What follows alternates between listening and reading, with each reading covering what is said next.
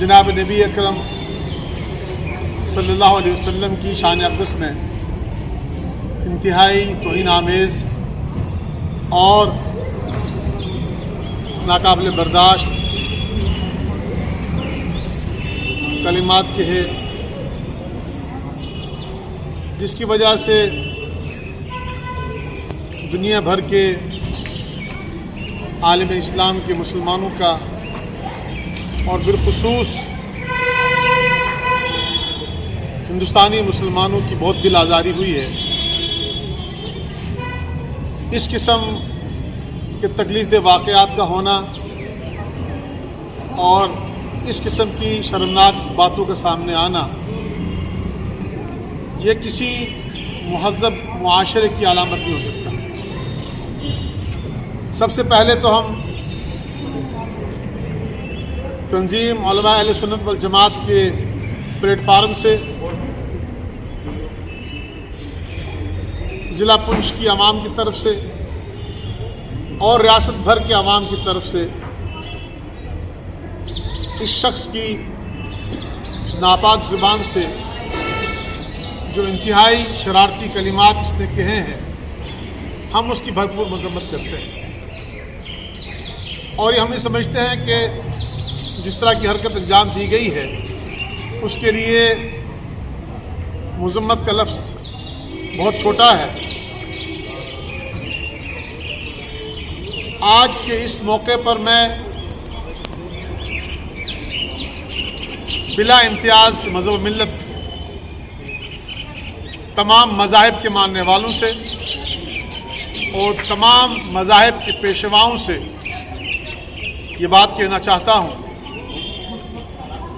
कि क्या इस किस्म की बातें और इस किस्म के नाजिबा कलिमात, जिससे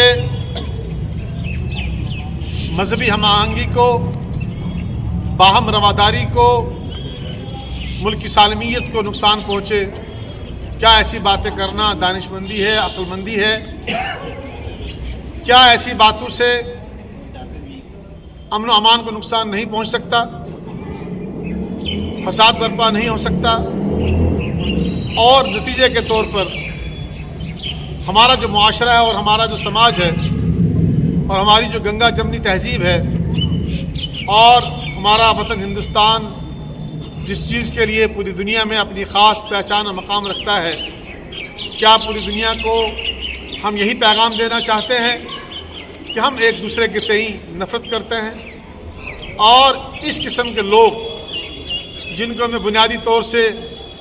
उनका पागलपन कहूँगा, उनका दिवालियापन कहूँगा और उनका जो जहरीलापन है, चूँकि बुनियादी तौर से हम पुंछ के लोग एक कंपोजिट कल्चर में रहने वाले लोग हैं,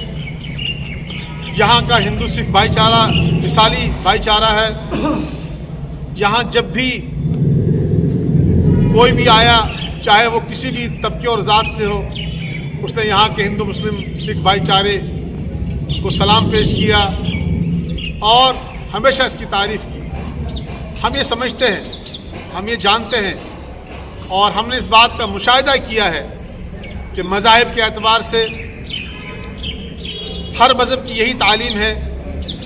कि अमन व सलामती को कायम रखा जाए, एक दूसरे का एहतराम किया जाए, एक दूसरे के मज़हब का एहतराम किया जाए, एक दूसरे के मजहबी पेशवाओं और रहनुमाओं का एहतराम किया जाए और एक दूसरे की मजहबी किताबों का एहतराम किया जाए। लेकिन हमारे समाज में जब कुछ लोग गलीज़ ज़हनियत को लेकर, अपनी ज़ाती अना को लेकर इस किस्म के बयानात देते हैं जिससे कि हालात बेकाबू हो सकते हैं और जिससे कि नौजवान तबका बेकाबू हो सकता है, यकीनन इससे न तो हमारी मुल्क की सलामती बाकी रहेगी और न हमारा समाज बाकी रहेगा। इसके बाद में